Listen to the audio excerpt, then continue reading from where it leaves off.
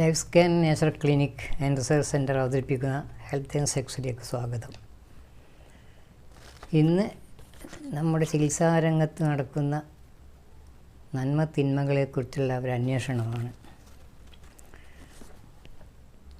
ഡോക്ടർമാർ മരുന്നുകൾ, ചികിത്സാപ്പിഴവുകൾ, മരണം എന്നിവയെ സംബന്ധിക്കുന്ന വാർത്തകൾ പത്രങ്ങളിലും ചാനലുകളിലും പതിവായി പ്രത്യക്ഷപ്പെടുന്നു. നമ്മുടെ ചികിത്സാരംഗം അധപ്പതനത്തിൻ്റെ പാതയിലൂടെയാണ് സഞ്ചരിക്കുന്നത്. വൈദ്യശാസ്ത്രം പുരോഗതിയിൽ നിന്ന് പുരോഗതിയിലേക്ക് കുതിച്ചുകൊണ്ടിരിക്കുന്നു എന്ന് പ്രചരിപ്പിക്കുമ്പോഴും ആശുപത്രികളിൽ നിന്നും വരുന്ന വാർത്തകൾ അതിദയനീയമാണ്.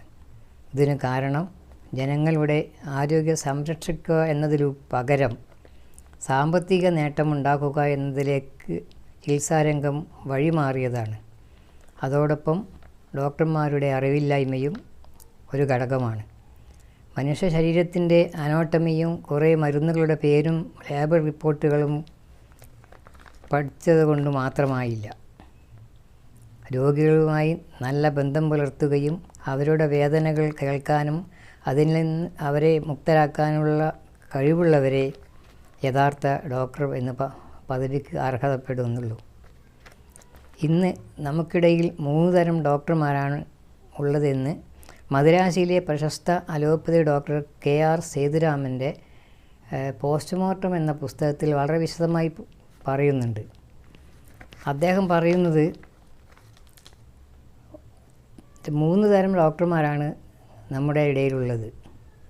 ഒന്ന്, തൻ്റെ ജീവനും രോഗിയുടെ ജീവനും ഒന്നാണെന്ന് വിശ്വസിക്കുകയും അതിനനുസരിച്ചുള്ള ചികിത്സ നടത്തുകയും ചെയ്യുന്ന ഡോക്ടർമാർ. ആവശ്യത്തിന് മാത്രം മരുന്ന് എഴുതുകയും വേണ്ടാതെ ടെസ്റ്റുകൾക്ക് എഴുതി കൊടുക്കാതിരിക്കുകയും ചെയ്യുന്ന നല്ല ഡോക്ടർമാർ. രണ്ടാമത്തേത്, മരുന്ന് കമ്പനിക്കാരോട് അല്പസ്നേഹവും രോഗികളോട് അല്പസ്നേഹവും, അങ്ങനെ രണ്ടുപേരെയും തൃപ്തിപ്പെടുത്താനുള്ള ചില അടവുകളുമായി നീങ്ങുന്ന ഡോക്ടർമാർ. അത് കമ്മീഷൻ വാങ്ങാനുള്ള തന്ത്രമാണ് എന്നാണ് അദ്ദേഹം പറയുന്നത്. മൂന്നാമത്തേത്, രോഗി മരണപ്പെട്ടാലും പ്രശ്നമല്ല, തനിക്ക് കിട്ടേണ്ട പാരിതോഷികങ്ങളും വിദേശയാത്രകളും ആണ് അവർ മുൻഗണന നൽകുന്നത്. അത്തരം ഡോക്ടർമാരാണ് പോലും ഇവിടെ ഏറ്റവും കൂടുതലുള്ളതെന്നാണ് അദ്ദേഹത്തിൻ്റെ പുസ്തകത്തിൽ കാണുന്നത്. ഇതിൽ ഒന്നാമത്തെ വിഭാഗത്തിൽപ്പെട്ട ഡോക്ടർമാരുടെ അരികിലെത്തുന്ന രോഗികൾ രക്ഷപ്പെടും. അല്ലാത്തവർ ആവശ്യമില്ലാതെ മരുന്നുകൾ മറ്റും ചികിത്സകളും നടത്തി അപകടത്തിലേക്ക് ചെന്ന് ചാടും എന്നാണ് അന്വേഷണത്തിൽ മനസ്സിലായത്. ഞാനിവിടെ 1984 ജൂൺ 7 പ്രസിദ്ധീകരിച്ച മലയാള മനോരമയുടെ സൺഡേ സപ്ലിമെൻ്റ് എന്ന ഒരു പത്രത്തിൻ്റെ സൺഡേ സപ്ലിമെൻറ്റും ഇത് 1984 ജൂണിലാണ് പ്രസിദ്ധീകരിച്ചത്. അന്ന് ഒരു ഡോക്ടർ, അദ്ദേഹത്തിൻ്റെ പേര് ഡോക്ടർ CP മാത്യു എന്നാണ്. അദ്ദേഹം professor radiology medical college Kottayam. അദ്ദേഹത്തിന് ചില കാര്യങ്ങൾ നമുക്കൊന്ന് പരിശോധിക്കാം. അദ്ദേഹം പറഞ്ഞ കാര്യങ്ങൾ: വളരെ നാളത്തെ കാത്തിരിപ്പിന് ശേഷമാണ് ജോർജ് കുട്ടി മറിയാമ്മ ദമ്പതികൾക്ക് ഒരു കുഞ്ഞിക്കാല് കാണുവാനുള്ള ഭാഗ്യമുണ്ടായത്. പേരുകേട്ട സ്വകാര്യ ആശുപത്രിയിൽ മറിയാമ്മ ഒരാൺകുഞ്ഞിനെ പ്രസവിച്ചു. സുഖപ്രസവം. ആദ്യത്തെ ദിവസം കുട്ടിക്ക് മുലപ്പാൽ കൊടുത്തില്ല. 2ാം ദിവസം അല്പം കൊടുത്തു. കുട്ടി ഛർദ്ദിക്കുവാൻ തുടങ്ങി. പിറകെ വയറിളക്കവും. മുല കൊടുത്തില്ലെങ്കിൽ ഒരു കുഴപ്പവുമില്ല. മുല കൊടുത്താൽ ഉടനെ ഛർദ്ദിയും വയറിളക്കവും. കുട്ടിയെ അതേ ആശുപത്രിയിലെ ശിശുരോഗ വിദഗ്ധൻ പരിശോധിച്ചു. കുട്ടിക്ക് ഗാസ്ട്രോ എന്ന് കണ്ടുപിടിച്ചു. അതിനുള്ള ചികിത്സയും തുടങ്ങി. മൂക്കിൽ കൂടി റബ്ബർ ട്യൂബ് കടത്തി വയറ്റിലേക്ക് നേരിട്ട് മുലപ്പാലും വെള്ളവും കൊടുത്തു. ഞരമ്പിൽ കൂടി ഗ്ലൂക്കോസും 6 മണിക്കൂർ ഇടവിട്ട് കുത്തിവയ്പ്പ്. കുട്ടിക്ക് അവശത കൂടി വന്നു. ബന്ധുക്കൾ ഭയന്ന് കുട്ടിയെ പുറത്തുള്ള പരിചയസമ്പന്നനായ ഒരു ശിശുരോഗ വിദഗ്ധനെ കാണിച്ചു. തള്ള മരുന്ന് വല്ലതും കഴിക്കുന്നുണ്ടോ? അദ്ദേഹത്തിൻ്റെ ചോദ്യം. പ്രസവിച്ച അന്നു മുതൽ ആൻറ്റിബയോട്ടിക്കുകൾ കഴിക്കുന്നുണ്ട്. ഉത്തരം. തള്ളയുടെ മരുന്നുകൾ എല്ലാം നിർത്തുക, ഡോക്ടർ ഉപദേശിച്ചു. തള്ളയുടെ മരുന്ന് നിർത്തി. കുട്ടിയുടെ രോഗവും മാറി. തള്ള കഴിച്ച മരുന്നുകൾ മുലപ്പാൽ കൂടി കുട്ടിയുടെ ഉള്ളിൽ പ്രവേശിച്ചു വരുത്തിയ വിന. തള്ളയുടെ ചികിത്സയും ആവശ്യമില്ലാതെ 2 ദിവസത്തിനകം തള്ളയും കുഞ്ഞും സുഖമായി വീട്ടിൽ പോയി. ഇത് ഈ ചികിത്സാരംഗത്തുണ്ടാകുന്ന പ്രശ്നങ്ങളെക്കുറിച്ചാണ് അദ്ദേഹം പറയുന്നത്. കുട്ടിയമ്മക്ക് 2 ദിവസമായി ജലദോഷം, നെഞ്ചുവേദനയും മൂക്കൊലിപ്പും.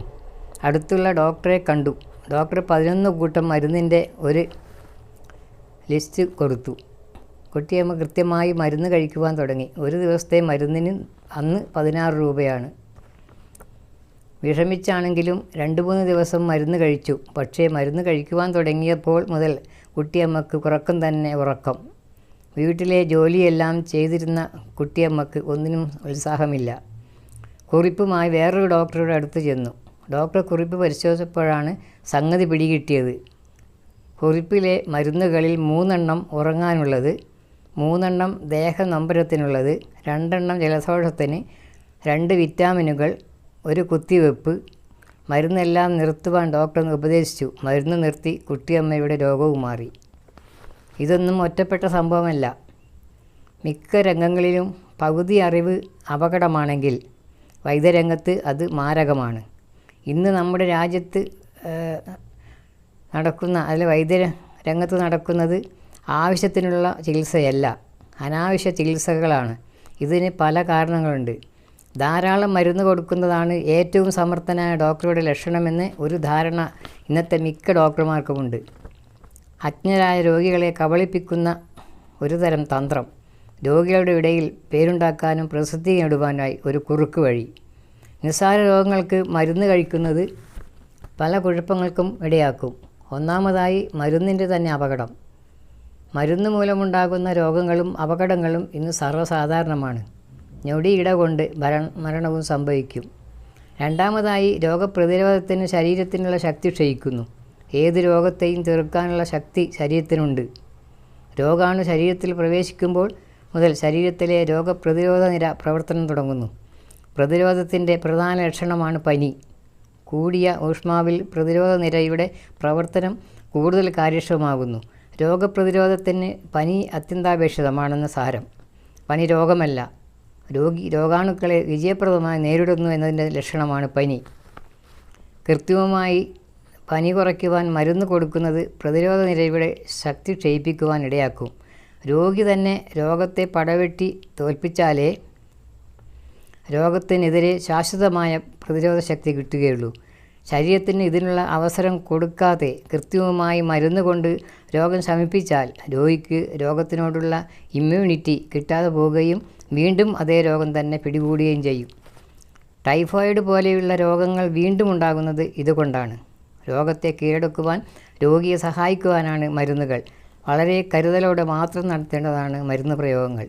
നിസ്സാര രോഗങ്ങൾക്കും ശക്തിയേറിയ പുതിയ മരുന്നുകൾ നിർദ്ദേശിക്കുക പുതിയ തലമുറയിലെ വിദഗ്ധ ഡോക്ടർമാരുടെ ഒരു ഫാഷനായിരിക്കുകയാണ്. ചില ഡോക്ടർമാരുടെ കുറിപ്പുകൾ കണ്ടാൽ വിസ്മയിക്കും.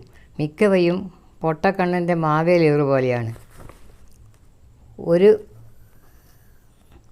മരുന്ന് ആവശ്യമുള്ളെങ്കിലും പലതും എഴുതും. പക്ഷേ അത് ഏതെങ്കിലും ഒന്ന് ഫലിക്കട്ടെ എന്നാണ് അവരെ മനസ്സിലുള്ളത്. ഉപഭോക്താക്കൾ പ്രബുദ്ധരായിട്ടുള്ള പരിഷ്കൃത രാജ്യങ്ങളിൽ ഇത്തരം ഹീനകൃത്യങ്ങളൊന്നും കാട്ടുവാൻ ഡോക്ടർമാർക്ക് ഭയമാണ്. ഡോക്ടറുടെ തെറ്റ് ചെയ്താൽ കോടതി കയറുമെന്നത് തീർച്ചയാണ്. ജീവിതകാലം മുഴുവൻ സമ്പാദിച്ചതും ചിലപ്പോൾ കൂടെ നഷ്ടപരിഹാരം കൊടുക്കേണ്ടി വരും. ഉപഭോക്താക്കളെ അവരുടെ അവകാശങ്ങളെപ്പറ്റി ബോധവാന്മാരാക്കുകയാണ് അടിയന്തര ആവശ്യം. ഡോക്ടറെ കുറിച്ച് കൊടുക്കുന്ന മരുന്നിനെപ്പറ്റി വിശദമായി അറിയുവാൻ ആഗ്രഹിക്കുന്ന രോഗിയോട് അത് വിശദീകരിച്ച് കൊടുക്കേണ്ടത് ഡോക്ടറെ ബാധ്യസ്ഥ കടമയാണ്. ഇക്കാര്യത്തിൽ അനാസ്ഥ കാട്ടിയാൽ അത് അപകടത്തിൽ കലാശിക്കും. പീറ്ററിന് 2 ദിവസമായി നല്ല പനി. 3-ാം ദിവസം അടുത്തുള്ള ഡോക്ടറെ കണ്ടു. ഡോക്ടർ പരിശോധിച്ചു. കുത്തിവയ്പ്പിന് കുറിച്ചു കൊടുത്തു. ഉടൻ നേഴ്സ് മരുന്നുമായി എത്തി. കുത്തിവയ്ക്കാൻ തുടങ്ങുമ്പോൾ പീറ്റർ ചോദിച്ചു, മരുന്ന് എന്താണ്? ചോദ്യം മുഴുമിപ്പിക്കുന്നതിന് മുൻപ് നേഴ്സ് കുത്തിവെച്ച് കഴിഞ്ഞു. പെൻസിലിനാണെങ്കിൽ എനിക്ക് അലർജിയാണ് എന്ന് പീറ്റർ ഒരുവിധം പറഞ്ഞു തീരുന്നതും അവിടെ വീണതും ഒപ്പം കഴിഞ്ഞു. അലക്ഷ്യമായ ചികിത്സയുടെ ഒരു രക്തസാക്ഷി. ഡോക്ടർമാർ അവരുടെ കർത്തവ്യത്തെപ്പറ്റിയും രോഗികൾ അവരുടെ അവകാശങ്ങളെപ്പറ്റിയും ബോധവാന്മാരാകുകയാണ് വൈദ്യരംഗത്തെ ഇന്നത്തെ അനാശാസ്യ പ്രവർത്തനങ്ങൾ തടയുവാനുള്ള മാർഗങ്ങൾ. ഉപഭോക്താക്കൾക്ക് ഇക്കാര്യത്തിൽ മാർഗദർശനം നൽകുന്നതിനും അവർക്കുള്ള ന്യായമായ പരാതികൾക്ക് ഒരു പരിധിവരെ പരിഹാരം ഉണ്ടാക്കുവാനും തയ്യാറുള്ള കൺസ്യൂമർ സൊസൈറ്റി, നവഭാരതവേദി മുതലായ സംഘടനകൾ ഈ രംഗത്തുണ്ട്. പൊതുജനങ്ങൾ അതിൻ്റെ പ്രയോജനം വേണ്ടവിധം ഉപയോഗപ്പെടുത്തണമെന്ന് മാത്രം. ഇത് അന്ന് 84 അദ്ദേഹം എഴുതിയ ലേഖനമാണ്. ഇത് കേൾക്കുമ്പോൾ നിങ്ങൾക്ക് എന്താണ് തോന്നുന്നത്? ഇന്ന് നടന്നു വരുന്നതും ഇതുതന്നെയാണ്. ഇതുപോലുള്ള ഒരുപാട് സംഭവങ്ങൾ നിങ്ങളെ മുൻപിലെത്തിക്കുകയാണ് എൻ്റെ കർത്തവ്യം. കാരണം ഞാൻ ശേഖരിച്ച ഒരുപാട് മെഡിക്കൽ വാർത്തകളും സംഭവങ്ങളും ഒക്കെ ഉണ്ട്. അപ്പോൾ അതൊക്കെ ഒന്ന് പൊടിതട്ടി പുറത്ത് കൊണ്ടുവരുവാനുള്ളൊരു ലക്ഷ്യമാണ്. അതോടൊപ്പം ചികിത്സാരംഗത്തെ അനുഭവങ്ങളും ഞാൻ നിങ്ങളുമായി പങ്കുവയ്ക്കുന്നതാണ്. വീണ്ടും കാണാം. നമസ്കാരം.